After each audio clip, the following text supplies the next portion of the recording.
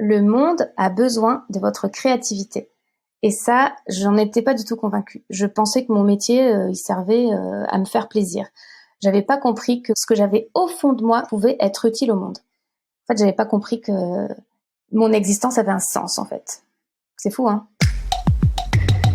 Bonjour à toutes et à tous. Du 16 octobre au 10 décembre prochain, en partenariat avec Inspiration Créative et notre ami Kylian Talin, Sens Créatif organise la seconde édition de son fameux bootcamp, La Quête. Un programme intensif de 8 semaines pour sortir du lot, construire son audience et trouver plus de clients pour son activité. Et bonne nouvelle, cette formation est 100% finançable par l'AFDAS et autres comptes personnels de formation. Si vous êtes intéressé, les candidatures sont ouvertes entre le 28 août et le 6 septembre prochain. Attention, le nombre de places est limité. Pour en savoir plus, visitez le site www.laquête.life. Vous trouverez également le lien dans les notes de cet épisode ou en bio sur notre compte Instagram. Et parce qu'un témoignage vaut toujours mieux qu'un long discours, je suis allé interviewer d'anciens aventuriers et aventurières de la quête, histoire de revenir sur leur expérience, ce qu'ils ou elles en ont retiré et comment depuis l'année dernière, cette formation les a fait évoluer sur leur chemin d'artiste freelance. Aujourd'hui, je vous propose de découvrir l'histoire de la graphiste et illustratrice Amélie Garcin. C'est parti. Bonjour Amélie. Salut Jérémy. Je sais qu'on papotait juste avant, donc ça fait un peu bizarre de faire cette introduction un petit peu formelle. Bon, merci de passer ce petit moment avec moi 1 an après la quête. Ouais. Amélie, je voulais prendre le temps avec toi pour un petit peu revenir sur cette aventure et faire un petit débrief pour revenir sur l'année qui s'est écoulée et un petit peu discuter avec toi de ton expérience. Ouais. Alors, pour les auditeuristes qui peut-être te découvrent, est-ce que tu pourrais brièvement te présenter ? Alors, Amélie Garcin, j'ai 45 ans, je sais pas pourquoi je dis ça, mais j'ai 4 enfants, ça c'est important. Je suis graphiste, j'ai travaillé 10 ans dans l'édition jeunesse, illustratrice, et je m'intéresse aux rencontres et aux rencontres authentiques. Oui, ça c'est un truc important pour toi, n'est-ce pas ? Oui, c'est ça. Bon, bah toi et moi on s'est rencontrés via Sens Créatif à l'époque. Ouais. Et puis, quand on a sorti La Quête l'année dernière, quand on a commencé à en parler, tu as fait partie des premières personnes à t'inscrire. Est-ce que tu pourrais nous partager un peu quelles étaient tes problématiques à l'époque avant de t'inscrire à La Quête ? Je crois que ce qui m'a poussée à m'inscrire à La Quête, c'est que j'étais pas organisée. J'avais peut-être une confiance en moi assez réduite et surtout... je crois que je me sentais pas vraiment ni entrepreneuse ni professionnelle et que j'étais un peu dans le flou.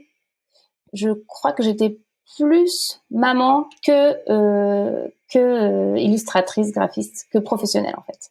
Et ça te posait problème ?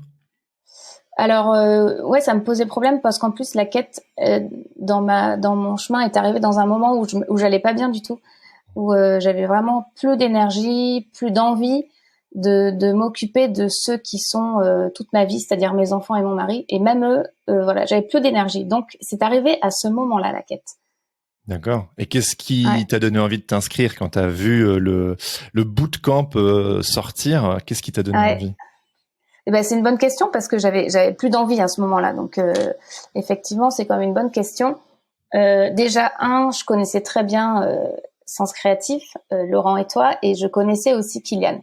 Donc déjà, c'était 3 personnes pour moi ultra intéressantes et je savais que j'allais apprendre vachement avec ces 3 personnes-là. Et je me souviens très bien de comment ça s'est passé pour m'inscrire à la quête. Je me disais que j'avais pas le temps, que j'avais plein de boulot et que de toute façon, j'avais pas le temps de faire 8 semaines d'introspection et d'exercice. Et vous avez fait un petit live avec Kylian et Laurent. Et Kylian m'a envoyé un petit message après, il m'a dit « Amélie, si t'as pas le temps aujourd'hui, t'auras jamais le temps, c'est que t'es pas organisée, c'est qu'il faut que tu viennes. » Ouais. Il a tapé plein dans le mille. Okay. C'est pour ça que je suis venue. Voilà. D'accord. Et du coup, tu t'inscris, la bouche en cœur, tu te dis « bon, c'est maintenant ou jamais ». Et puis ? Ouais, j'avais un peu peur parce que je me suis dit 8 semaines, je voyais le rythme des visios, je me disais « mais je ne sais pas comment je vais tenir ». Et je me suis inscrite sans trop savoir où j'allais. Hein. Tu nous faisais confiance, tu t'es dit bon, allez, on se lance à l'eau. C'est exactement. Je vous ai fait confiance à tous les 3. Ouais. Waouh, bah merci. Hein. Enfin, c'est touchant.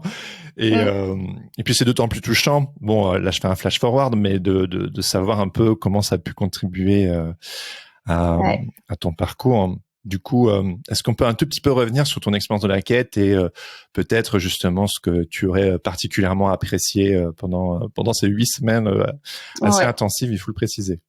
Complètement. Alors déjà, j'ai apprécié plein de trucs. J'ai pris quelques petites notes. J'ai apprécié le fait que ce soit 8 semaines. Même si ça paraît long, ça donne le temps.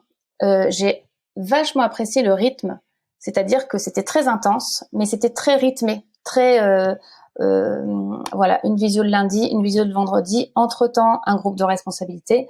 Donc j'ai apprécié le rythme, l'échange, parce qu'on a des échanges en petits groupes et des échanges en grands groupes, c'est-à-dire qu'on partage avec 36 personnes des choses qui sont ultra intimes, quelquefois douloureuses, parce que on va voir nos peurs, on va voir notre mission de vie, on va voir nos doutes, nos interrogations, et on partage. Et en fait, c'est là qu'on se rend compte que on est tous dans le même bateau et qu'on a tous des doutes, des peurs. Et voilà, donc ça, j'ai bien aimé le rythme. L'introspection, les intervenants extérieurs qui étaient hyper bien choisis, très variés. Ça, c'est moi, le tavernier qui organise les petites interviews. Puis t'avais dit à la fin, c'était quoi ton troisième point ? Mon troisième point, c'était la plateforme aussi, qui était top. Ah oui. En fait, tout est simple. Tout est simple d'accès. On a l'impression qu'on est chouchouté et qu'on est embarqué dans un bateau où on nous sert vraiment tout ce qu'il faut pour aller là où chacun doit aller, quoi. Et je pense que particulièrement l'aspect introspectif et collectif, ce sont des parties qui, toi, te touchent particulièrement. Exactement, t'as raison. Complètement. J'avais jamais fait d'introspection comme ça. À part, tu vois, quand tu vas voir un psy, là, oui, tu fais de l'introspection sur ta vie d'avant, mais tu fais pas de l'introspection pour ton futur, pour ce que tu peux sortir de meilleur dans toi-même. Ouais, tout à fait, ouais. Et du coup, est-ce que pendant ton aventure, t'as eu des moments de déclic ou d'épiphanie particuliers ? Ouais, complètement. J'ai eu un moment de déclic qui a commencé pendant la quête et qui s'est poursuivi après, quand Myriam Multinier est intervenue. Elle a parlé des joies et elle nous a invités à avoir un petit carnet et à noter chaque jour nos joies. Je l'ai fait et surtout, elle a dit « Le monde a besoin de votre créativité ». Et ça, j'en étais pas du tout convaincue. Je pensais que mon métier, il servait à me faire plaisir. J'avais pas compris que mon métier pouvait vraiment être utile au monde et que ce que j'avais au fond de moi pouvait être utile au monde. En fait, j'avais pas compris que mon existence avait un sens, en fait. C'est fou, hein? C'est fou parce que ça sonne comme quelque chose de relativement évident et pourtant ça a fait un gros effet chez toi, cette prise de conscience. Ouais, complètement. Wow. Et oui, quand même, pour te dire, avec Myriam, donc c'est là que j'ai noté sur mon petit carnet de joie chaque joie quotidienne. Et je me suis rendu compte au bout de 2-3 mois que vraiment, moi, ce qui me procurait de la joie, c'était les rencontres. C'était les rencontres et les rencontres inattendues. Les rencontres auxquelles je m'attendais pas. Ça t'a propulsé pour la suite. Ah complètement, parce que je me suis rendu compte que c'est là que je puisais mon énergie et que c'était là où j'étais bonne. Donc, à partir de là, je n'ai qu'une envie, c'est de le reproduire. Ma grosse question était ensuite, à la suite de la quête, de me dire, OK, donc là, j'ai ça. Je sais que je suis bonne là-dedans. N'empêche que mon métier, c'est graphiste illustratrice. Et quand on est graphiste illustratrice, on est seul derrière son écran. Voilà. Donc, la grosse question, c'était de savoir comment faire pour allier des deux et ramener au fur et à mesure un petit peu de cette joie-là et de cette énergie dans mon métier. D'accord. Et du coup, t'as fait comment pour un peu transformer ça par la suite ? À la fin de la quête, il y a un engagement public. On s'engage public à faire quelque chose. On fait un pas. Je sais pas c'était quoi l'engagement public déjà. On s'engageait à faire quoi ? Tu faisais une promesse à toi-même dans 6 mois ou dans 1 an, il me semble. Exactement, c'est ça. Eh bien, je me suis fait la promesse, vu que c'était les rencontres qui me procuraient de la joie, d'oser la rencontre de 10 personnes inspirantes dans mon année, de septembre à juin. Sans savoir ce que ça allait me donner, mais je me suis dit, je vais oser et je vais demander à des gens qui m'inspirent, qui sont pas forcément dans mon métier, de les rencontrer. Juste pour le plaisir de m'intéresser à eux. Et c'est ce que tu as fait, n'est-ce pas ? Et c'est ce que j'ai fait. Donc du coup, aujourd'hui, t'en es où dans ton parcours et en quoi est-ce que la quête a contribué à cela ? Donc aujourd'hui, j'ai fait l'année dernière une conférence qui s'appelle Oser les rencontres authentiques. J'étais là. T'étais là, pour laquelle j'ai illustré toute ma conférence. Il y avait aucun mot ou presque sur mes slides. Il y avait que des illustrations. Et j'ai trouvé ça génial du coup parce que l'illustration me permettait vraiment d'exprimer ce que je ressentais. Et j'ai créé des cartes avec des questions d'introspection parce que je crois que ce que j'ai appris dans la quête, j'ai envie de le transmettre. Et je me dis que quand on se connaît bien soi-même et quand on se connaît par les rencontres, on avance vachement plus. Et du coup, voilà, j'ai fait des cartes illustrées pour oser les rencontres authentiques que je suis en train d'essayer d'éditer. Donc, si je comprends J'en bien, suis là. tu as continué ton travail de graphiste illustratrice, ça continue d'évoluer petit à petit, ça avance, mais le vrai gros déclic, c'est d'avoir pu identifier pendant la quête ce qui te donne de la vie, ce qui t'énergise, notamment les rencontres, le fait de sortir de ton isolation, peut-être de ton train-train habituel qui peut être très prenant, j'imagine, et d'essayer de vraiment connecter ces éléments intérieurs. Et j'imagine que, vu que ça t'énergise, ça te donne aussi de l'énergie pour avancer en tant que graphiste illustratrice, qui est ton gagne-pain. Exactement. Ouais, c'est ça. Et voilà, j'ai pas changé de métier. Je suis toujours graphiste illustratrice. J'ai simplement rajouté un peu de joie dans mon métier. Et du coup, cette énergie que je gagne, je l'ai gagnée aussi beaucoup en confiance en moi. Pendant la quête, j'ai compris que que j'étais douée dans mon métier et que je pouvais, par exemple, oser des marchés. J'aurais jamais osé avant. Qu'est-ce qui a changé maintenant ? Parce que je crois en moi, parce que j'ai appris que les peurs, elles étaient pas. En fait, qu'on avait j'ai appris pendant la quête qu'on avait les limites qu'on se donnait soi-même. Et donc, j'ai pas peur du vent. J'ai pas peur du non. J'ai pas peur qu'on me dise non, parce que si on me dit non une fois, je recommence. C'est-à-dire que quand ça marche pas par la petite porte, on continue par la fenêtre ou par une autre porte. Ça, je l'ai compris pendant la quête aussi. Avant, t'en avais peur ? Ah oui. Moi, j'en ai encore un peu peur. Oui, bon. Personne n'aime se prendre des vents. J'ai compris aussi comment dire non.